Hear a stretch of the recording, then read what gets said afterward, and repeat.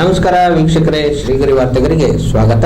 ನಾನು ನಿಮ್ಮ ಗ್ರಹೇಶ್ವರ ಗಾರ್ಡಿಗೇಂದ್ರ.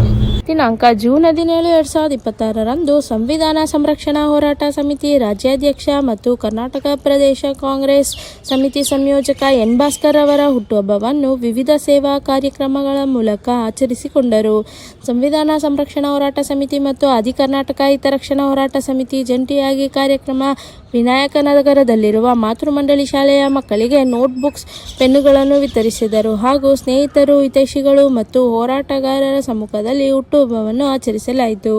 ಈ ಸಂದರ್ಭದಲ್ಲಿ ಡಾಕ್ಟರ್ ವಿಜಯಕುಮಾರ್, ಲಕ್ಷ್ಮಣ್ ಆರ್ ಮೂರ್ತಿ ವಕೀಲರು, ಕಾಂತರಾಜ್ ವಕೀಲರು, ತಿಮ್ಮಯ್ಯ, ಎಚ್ ವಿ ರಾಜೀವ್, ಶಿವರಾಮ್ ಶಾಲೆಯ ಶಿಕ್ಷಕರು ಹಾಗೂ ಕಾಂಗ್ರೆಸ್ ಮುಖಂಡರು ಉಪಸ್ಥಿತರಿದ್ದರು.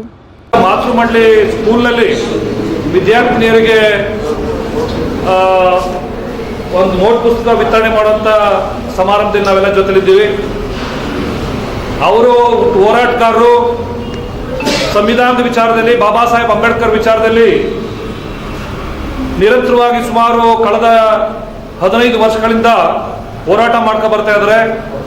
ನಮ್ಮೆಲ್ಲರಿಗೂ ಆತ್ಮೀಯ ಮಿತ್ರರು. ಸಕ್ಸಸ್ಫುಲ್ ಲೈಫನ್ನು ಲೀಡ್ ಮಾಡುವಂಥ ಅವಕಾಶ ಆಗುತ್ತೆ.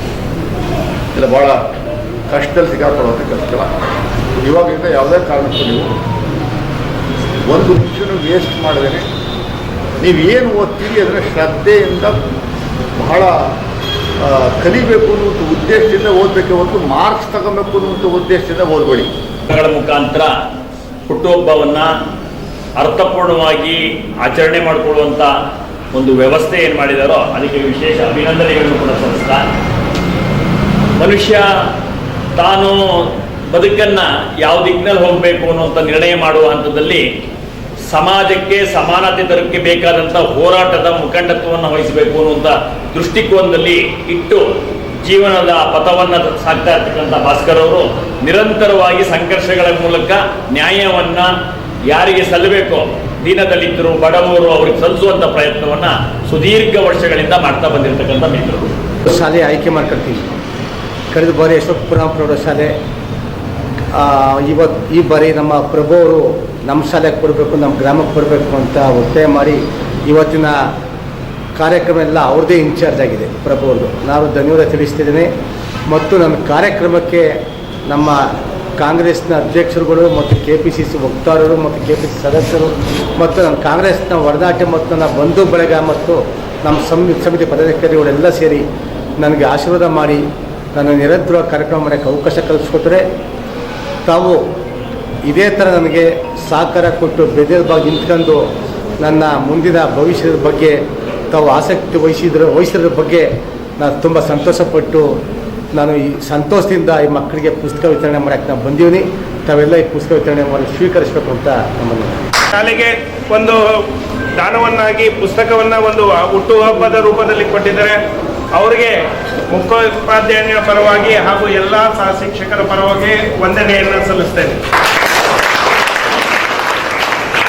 ಹಾಗೆ ಎಲ್ಲ ಗಣ್ಯರು ಸಹ ಪ್ರತಿ ವರ್ಷ ನಮ್ಮ ಶಾಲೆ ಕಡೆ ಗಮನ ಹರಿಸಿ ಅವರು ಒಂದು ಪೇರೆಂಟ್ಸ್ ಇದ್ದಾಗೆ ಮಕ್ಕಳು ಇಲ್ಲಿ ಸಾಮಾನ್ಯವಾಗಿ ಹಿಂದುಳಿದ ವರ್ಗದ ಮಕ್ಕಳು, ಎಲ್ಲ ದಲಿತ ವರ್ಗದವರು, ಹಿಂದುಳಿದ ಮಕ್ಕಳು ಓದ್ತಾ ಇದ್ದಾರೆ. ಎಲ್ಲರಿಗೂ ಸಹ ಅವರು ನೋಡಿ ಒಂದು ಮಕ್ಕಳಿಗೆ ಪ್ರೋತ್ಸಾಹ ನೀಡಬೇಕು ಅಂತ ಅವರಲ್ಲಿ ನಾನು ಪ್ರಾರ್ಥಿಸ್ಕೊತೇನೆ. ಹಾಗೆ ನಮ್ಮ ಶಾಲಾ ಮುಖ್ಯೋಪಾಧ್ಯಾಯರು ಒಂದೆರಡು ಮಾತಾಡಬೇಕು ಅಂತ ಕೊಡ್ತೇನೆ. ಈಗಿನ ಸರ್ ಭಾಸ್ಕರ್ ಸರ್ ಅವರು ಈ ರೀತಿಯ ಮಕ್ಕಳಿಗೆ ಒಂದು ಪುಸ್ತಕ ನೀಡುವುದರ ಮೂಲಕ ಮಕ್ಕಳ ಓದಿಗೆ ಉತ್ತೇಜನ ಕೊಡೋದರ ಮೂಲಕ ತಮ್ಮ ಹುಟ್ಟುಹಬ್ಬವನ್ನು ಆ ರೀತಿಯಾಗಿ ಆಚರಿಸಿಕೊಂಡಿರೋದು ನಿಜವಾಗ್ಲೂ ತುಂಬ ಒಂದು ಒಳ್ಳೆಯ ಕೆಲಸ ಅಂತ ನಾನು ಹೇಳೋಕ್ಕೆ ಇಷ್ಟಪಡ್ತೀನಿ.